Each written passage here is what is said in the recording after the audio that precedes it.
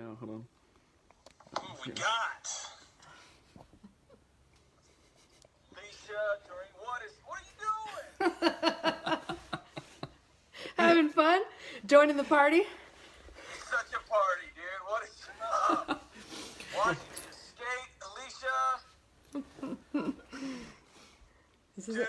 We got Gavin, Daniel. Look at all these people, dude. Where are you coming from? This is awesome. Nice. John, we thought you would appreciate the Filson themed Attire. Instagram hour. Yes. Listen, Filson, if you're watching this, listen. I just want a Filson Vest? sponsorship. That's it. Yes. Look, see, this is how it will be. I've got some ridiculous, whatever, dude. So Phil, Missouri, what's up? so this is the goal. I'm with my good friends, Seth and Melanie from the Anatomy of Marriage y'all are in Seattle, right? That's Yeah. right. Home of Filson. That's right. Yeah. Listen, if anyone wants, if you are tired of living a good life and you just want to make sure that you get to heaven, send Filson gear to Nashville to me, and I know a guy who knows a guy, and you're good. You'll be good to go. So if we just help people and get a Filson sponsorship with the podcast, then my work is done. That's it. That's it. Hey, we will be all squared up. It'll be super rad, man. Sandra Severson. I don't even know who Rokosh 7 is joining. This is so great. One of my favorite things is to read all the handles and butcher them. I know, man. I need a cooler handle than just my name. That's stupid. This is awesome. All right. Well, how you doing, man? It's good to see you. We're good. It's awesome. We had a wild week last week. That was a busy one, but this just had a good writing morning this morning, and it's been good. Awesome. How about Awesome. you guys, Filsonesses? Pretty good. It's nice weather out here. This is a good time because it's summer, so it's not too rainy, but it's still cool a little bit. My So hat hit your hat. Yeah, it's crazy. Homeschooling is going crazy, but we're getting there. yeah. Hey, Seth, how's your hair? I've got this straight up dad part now. It's just, So- it's ridiculous. This I usually keep it shorter, but it's getting a little long. So This is not happening, man. It's all right. You look like Morrissey. It's totally what you look like. Every Texas male wants to one day be called Morris. I believe it. yeah, and then get beat up. Hey, So- so fill everybody in who's joining us. What do you guys do in the world? We are Seth and Melanie Studley of the Anatomy of Marriage podcast. Apparently you weren't awake. Sorry, I thought you were asking other folks. So yeah, my name is Seth. I'm a licensed marriage and family therapist. Had private practice, do agency work, supervising all this stuff. And this is Melanie. She's an audio engineer, and we have a podcast called the Anatomy of Marriage podcast. And we've been going live with you, I don't know, for a couple of weeks now, just talking about stuff. Hey, what's going on in people's lives? What are we seeing? What are people writing in about? And our goal is to help marriages and help as many people as we can. And we keep it real and we talk about real stuff. So We talk about everything. We started our show because we almost got divorced 15 years ago, and we wanted to create the resources that we wish we had had. So it's authentic, it's real, nothing's left out. We talk about the ugly stuff, the good stuff, all of it, every single thing. yeah. Yeah. Very cool. Very cool. Well, everybody's joining. There's Bradley and Cody. Hey, Cody. Hey, Bradley. See, anybody ask questions, and we'll get to your questions today while we're on live. Here's what we're going to talk about today. So there's this cool thing at Ramsey. There's these folks that work in, I didn't even know this was a thing, but they're SEO folks. So they have this fancy technology that scours the internet worldwide and looks at what people are searching for and ways that, I may call something anxiety, but if people are searching for, my brain won't stop at nighttime or whatever. I know as a mental health guy how to connect those two, but if I write an article on anxiety, it may not reach those people. So that's what they help us with. And they sent over some information the other day that was wild that I hadn't considered. And then it hit me personally at my house. And so what I want to talk about today is this idea of imposter syndrome. Yes. And normally in academic worlds, imposter syndrome pops up after people get a degree and then they get their first job and they think I don't know what I'm doing.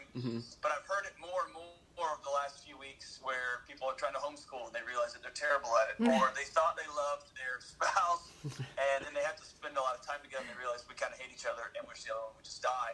And like I have been a professional speaker in public for the last 15 years, and then I get to a job, which is my job, and we're watching it on a big, like, 70-inch flat screen, and people are dying, like, you didn't do that, right? Why are you standing like that? You're weird. And so it's just gotten super awkward, and so I want to talk to you guys about it. And then I had this experience this weekend that kind of melted me a little bit. So when you guys, as mental health professionals, as bloggers, when you guys hear that phrase, imposter syndrome, as a married couple, as parents, as professionals, tell me what you're thinking. How does that work for y'all?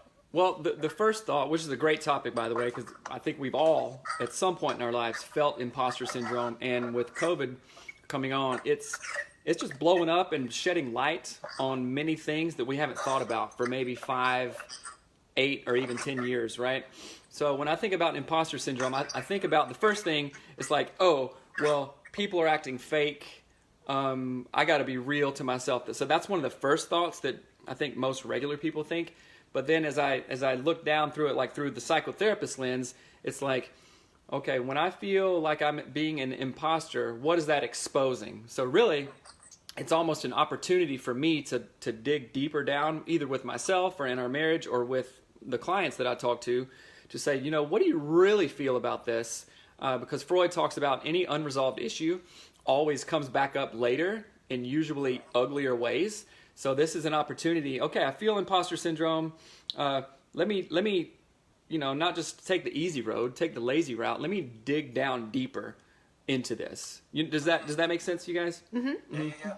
Mm-hmm. One of the things that helps me with this idea is that I've done a lot of studying and researching people like Sarah Blakely, who started Spanx. People who are like, we think of as... You love Spanx, but people like who, or even Dave Ramsey, who started Spanx. I'm just kidding. But people who started not realizing that one day they would be Dave Ramsey. They just started. Mm-hmm. And those people, when you listen to their stories and you go back into their lives, they're just like, you know what? I did it one day at a time, one step at a time. Then I did the next thing. And they never thought that, like, they couldn't project forward and be like, yes, I'm going to be a bajillionaire and do all this great stuff. Mm-hmm. And so we need to look at ourselves and have that same type of grace. Like our daughter just woke up and she's totally, hey girlfriend, can you go that way, babe? I love you. I know your leg hurts. You'll survive. Oh, 8-year-olds. But so it helps me to listen back to those amazing people who are totally changing culture. They're changing the world with all the gifts that they have, and realize that they also felt like imposters. Mm-hmm. They would walk into the room and be like, I don't know what I'm doing. Mm-hmm. And yet here they are. So do what is in front of you as well as you can do it. And don't worry about what the world thinks about how you're doing. That's, to me, my biggest takeaway. Like homeschooling, I am not great at it. But every day I try to find one thing I can improve on, one way I can do better. And I don't care how my neighbor homeschools or how the lady down the street with 7 kids homeschools. I only care about how I'm doing it right now. And so I don't know, I take like a red hot poker to the idea of what is it called? We just said the name of it. Imposter syndrome. Because you can only be you. You can only do what you're doing. And if you're doing it well and you're getting results, who cares what other people think? Right? I love it. Yeah. Okay, so I've been thinking about it since I got that data back from them. And anybody, I've seen you guys log in here and join in. Any questions y'all have about this, please feel free to ask us questions about it. So I've been thinking about this for a few years. So I read some academic nerd articles about it years ago about doctoral graduates who were suddenly called doctor, right? And then we're feeling this imposter syndrome. And that was number one. But then I'm going to be controversial about it. Is that cool? Cool. So here's what I realized with myself. Mm-hmm. That two ways. Number one, I was an imposter when I first graduated because I focused so much. I spent 5 years working on this one stupid degree, but I focused so much on the degree, just getting that piece of paper. And one of the things I had forgotten to do along the way is really dig in and learn the material and work really hard. Like I worked so hard at getting done with this project and getting done with the paper and not actually learning what I was talking about, right? And so when I see really smart people or really accomplished folks and I talk to them about, like you talk to Dave, I sit by him on the show every week. That dude's like really, really smart, unnervingly so. And it's frustrating. Like, how do you know all this stuff? They have the same size head almost. Almost. But it's this difference between being a craftsman and really knowing what you're talking about, which can only come from this intersection of experience and mentorship and academic knowledge with, I just crammed a bunch of facts and I passed some worksheets and wrote a couple more papers on it, right? And so it occurred to me that this idea of imposter syndrome maybe was kind of true. Like, you're an imposter. You have no business being in front of people. Like, remember back to your first days of counseling? Like, you're sitting in front of somebody and they say something, you're like, whoa. Or just thinking back 2 months ago, my first time on the show, we called this second-rate hack, Henry Cloud, who joined us, which is like the smartest guy in the world. Oh, yeah. And Dave asked me a question, and I kind of hem-hawed around it, and then he asked Henry Cloud, who just like lays out poetry, right? And you're like, golly, how are you doing that? Yeah. But the reality was, like, I was an imposter because I was super an imposter. I'd never been on the radio before. I didn't know enough about the subject that this guy knew, right? So trying to hide behind, this is a syndrome, this is a thing, like, the reality was I didn't know it, right? And so I had to focus the same time I went back to grad school to do counseling. I really tried to focus on learning the craft, right? Instead of focusing on getting this degree or getting to the end of a thing, is to actually learn what I'm talking about. Then the second thing was, it's kind of what you're talking about, Melanie. I picked up this book this weekend. This is, I can't recommend this enough. This is David Kessler. So he was Elizabeth Kubler-Ross, the one who wrote The Stages of Grief, is one of her, like, chief #1 students. So I would call him the #1 grief guy on planet Earth. And he talked a lot about being the grief guy that everyone went to until his 21-year-old son died. And then it's like, man, I knew a bunch of stuff. I've seen a bunch of crazy things. And then it happened.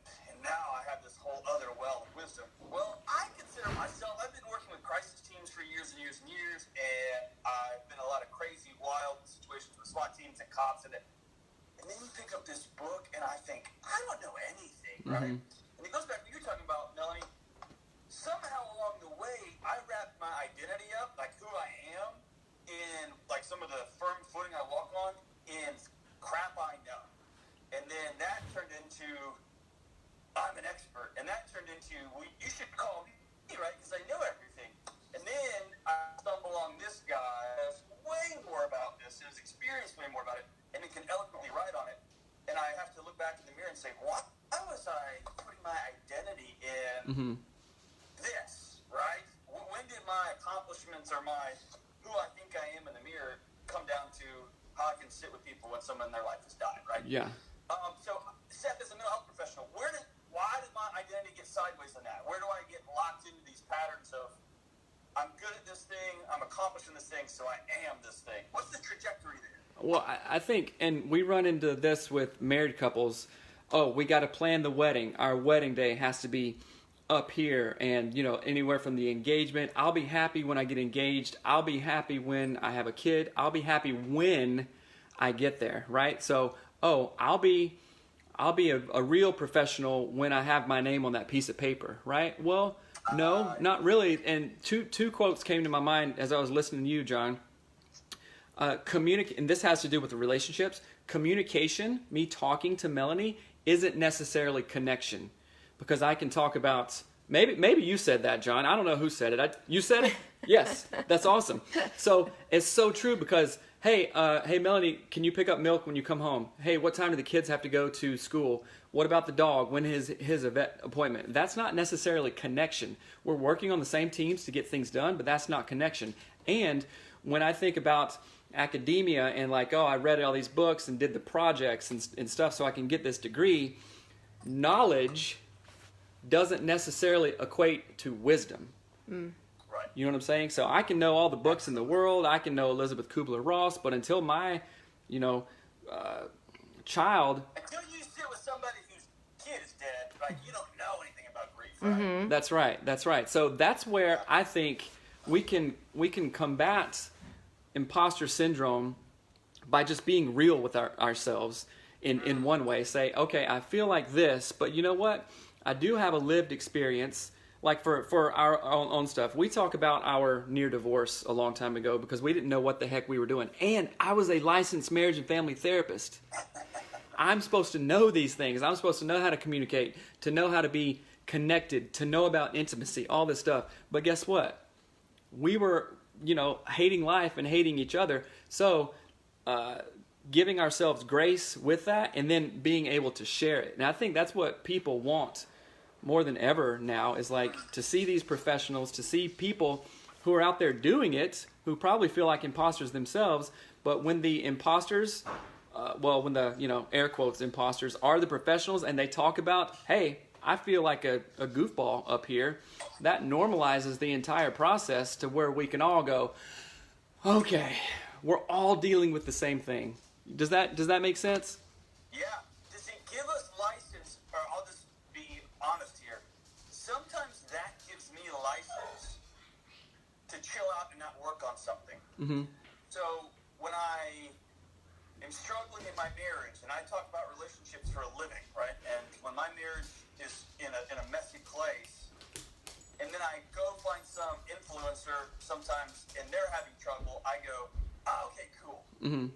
But then I realized I haven't read anything on marriage recently. I haven't sat down and talked to anybody with wisdom in this area.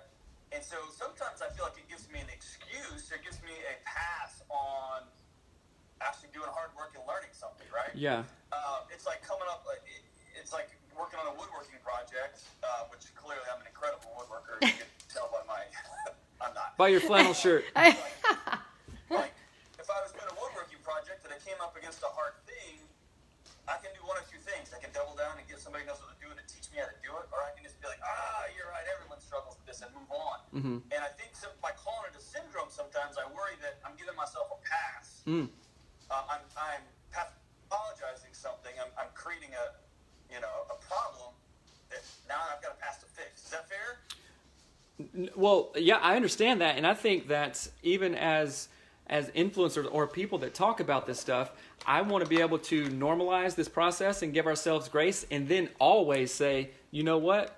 Now that we know this, what are you going to do? Because you don't get a free pass, because I am not giving myself a free pass on it, and because that's like watching a workout video, of like some ripped dude or lady or whatever, and saying, okay, I did my work.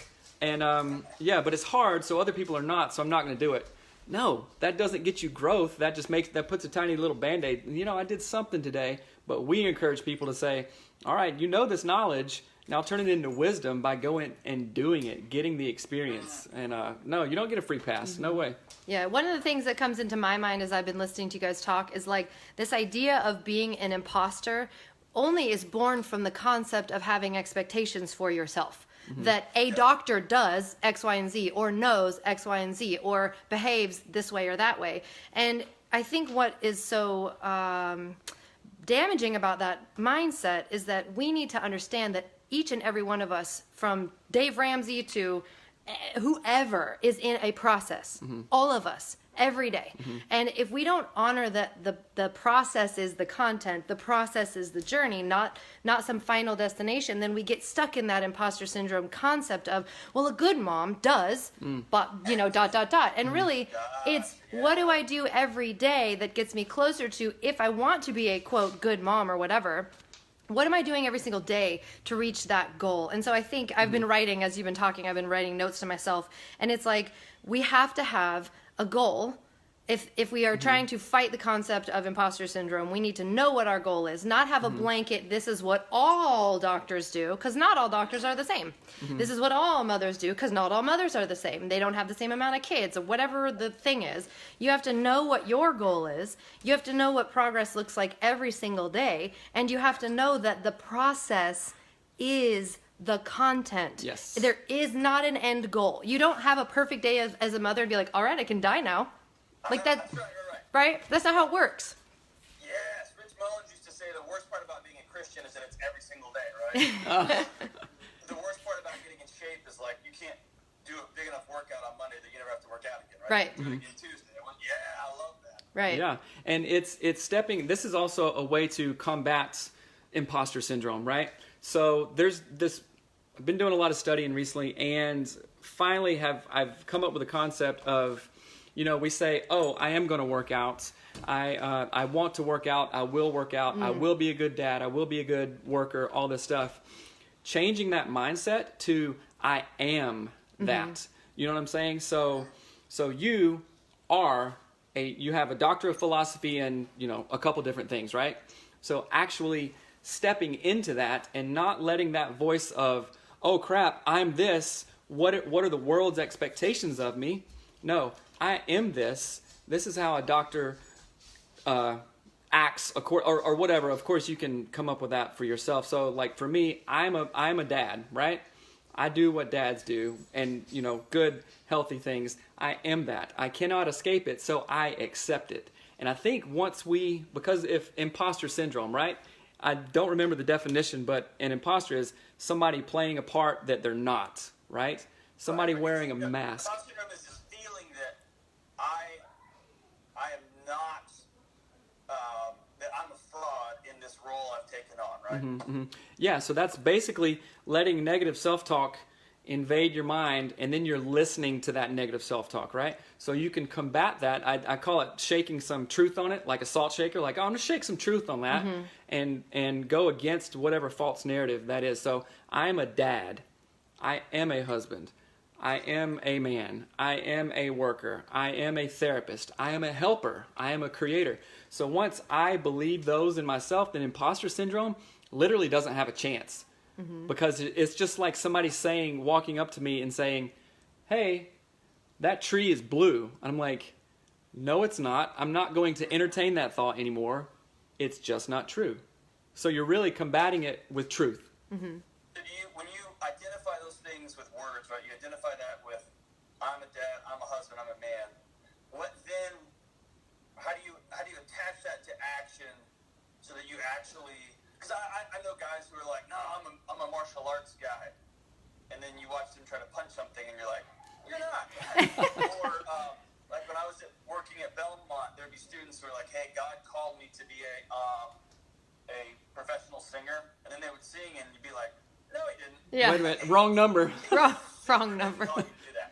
Right. So how do you attach this positive statement, this affirmation statements with the reality is you've got to have some skills and some actions that follow up those things that we're talking about? Yeah, so that's a great question. In therapy, we have this concept, in family systems therapy, this concept of the preferred self. And like we all have an idea, an image in our head of what a good dad does, what a good husband does. And so if I say, you know what, I want to be a good dad, then I might go so far as, okay, what does a good dad do? And of course, I'm going to use my own culture influences, the stuff I grew up with, the family of origin, what I want to do, and then what I want to do less of, right? So, okay, growing up, say my dad really wasn't a good communicator, and I felt the negative effects from that. I'm going to write in myself, you know what, I'm going to be a good dad. I really didn't learn that, but now I'm going to go out and learn good communication.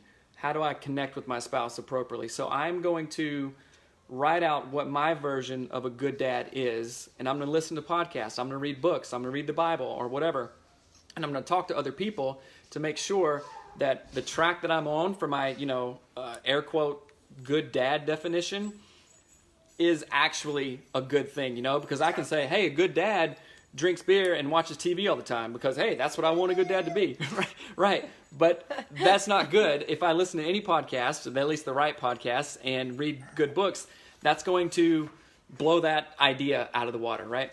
So I want people to do some work around that. Like, what is your definition of a good mom, a good worker, a good husband, a good spouse? And then go out there and say, okay, these back up that, and then that's what I'm going to work towards. And I want to talk about this idea. I don't know if we mentioned it before, but like make a list for yourself based on the things, like your goals for yourself, that each day, if I accomplish these 5 things in this one area, I will feel like I have succeeded at the thing I'm talking about, right? So if that's being a mom, make a list of 5 things that today, if I don't want to feel like I'm an imposter, I will have done. And that might be the laundry, the dishes, not yelled at my kids, put them to bed on time, and like bathed at least one of them, right? So like make a list of things that is your checklist of success for that day, and kind of knock the imposter syndrome idol off of its pedestal. And that's the thing I really want to talk about, is that sometimes what we feel is not a fact. And I like the idea of shaking truth on it, but sometimes you got to kick the knees out from underneath it, because you might feel like a bad mom, but what's the fact of it? You might feel like you're not an official doctor because you don't know everything yet, but what are the facts? Did someone hire you at a college or a university? Did someone say, yes, you can treat patients for medical diseases? Like, does someone believe in you and the things that you're doing? Listen to those voices instead of the one in your head that says you're wrong, you're dumb, you're not doing it, you're not good enough. And I honestly question them unless something funky's going on and it's not good, like you can't sing and you think it's a sign from God that you're a singer. Question them, right? So I have one thing, and I know that I'll let you go here, but this is a really, really, really good example where I felt like the biggest imposter ever, right? So I went out on a whim and submitted an abstract to an international mental health conference in Dubai, right? In United Arab Emirates, way in the Middle East. I'd never been there before, didn't know much about it. I know I like to travel, and I know I like to speak. So I submitted the abstract, and this was 2 years ago, and it got accepted. And I was like, what?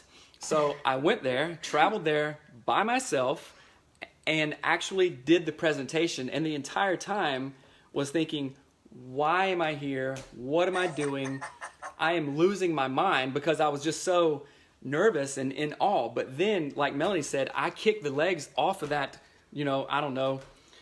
imposter syndrome stool, because I trusted that the International Mental Health Committee, who are full of MDs and PhDs, read the abstract, thought, hey, there was something here. Let's bring this guy out to speak. And I spoke for 40 minutes and nailed it, and then had all these questions afterwards.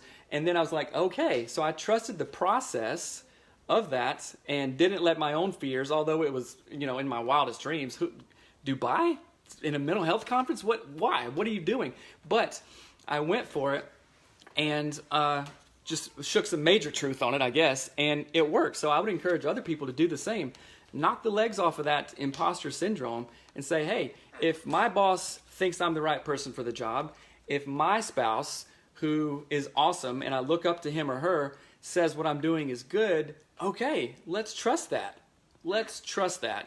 If God put me in this position, okay, I definitely don't know more than God, so I need to be quiet and go with it. You know what I'm saying? Yeah, and I want to say really quickly to that point, like, do not fall for this idea that the devil won't use this as a tool, right? The devil's whole job is to steal, kill, and destroy. And if stealing your piece about who you are and your identity and saying, you are an imposter, you're going to suck at this, you don't know what you're doing, that is like an expert move. Don't fall for it. Pray about it. Read the Bible. Like, gird said loins and get out there and do it. Loins? I've never Okay. girded a loin ever. You I'm sh- going to start today. You can with your Spanx, right? Gird your loins with your Spanx. Once I get the Spanx off, it's loin girding time. Okay, so to recap, Susan wrote, I love it, you guys said it, don't believe everything you think, right? So we have to look in the mirror and understand that we are often the least reliable person in our circle, right? Number two, trust people that you have given trust to. And you put your trust in, right? So if that's a professor, if that's your wife, if that's your mentors in your life, trust them. If they say you're on the right track, you're on the right track. Number three, get really good at your craft. Always be looking at ways that you can improve your craft. Whether you're a mental health expert, you're a podcaster, you're a roofer, whatever. Always look to be learning. One neat thing about sitting next to Dave every week on the radio show, like the number 2 or 3 heard voice on radio today, is he's got his laptop up and he's always reading articles while we're talking. And he's not afraid to Google something while somebody's asking about some specific, like, weird niche thing and some bankruptcy code to make sure he knows what's up. The guy's always learning, right? He's always reading. And so there's this idea, and Melanie, you said it, there is no there, right? So I think the day you are an imposter is when you say, I've learned it all, and I'm squared up, and I'm good. Now I'm ready to go, and this and we're searching out wisdom and mentors and trying to improve our craft, and we're not listening to those nonsensical voices, man, we're good. Right. And I would The three of us pretty much just felt a little hunger just now. Right, Yes. right. And I would add another one too. Celebrate every victory. Every tiny thing that you do right, that you feel good about, that resonates with your soul. Celebrate them all. They are not unimportant. They are not minor details. They are what make up your life. And if you instead you're saying, "Oh, these are bad. I'm not good." Don't do that. Celebrate them. Celebrate every day that you make progress. 100%. I love it. All right, guys, I'm out. All right. Great week. Stay in school, don't do drugs and all that stuff. Yeah. John, Thank you for thanks having so us. much again. It's always cool to hang out, and we'll talk to you soon. See See you ya. next week. All right, take care. All right, Bye. man. Bye. It's always. All right, guys. What's up? Hope you enjoyed that one, and thank you for joining us again. And we will catch you next Tuesday with John, and also tomorrow morning, 7:30 PST. AM. All right, bye.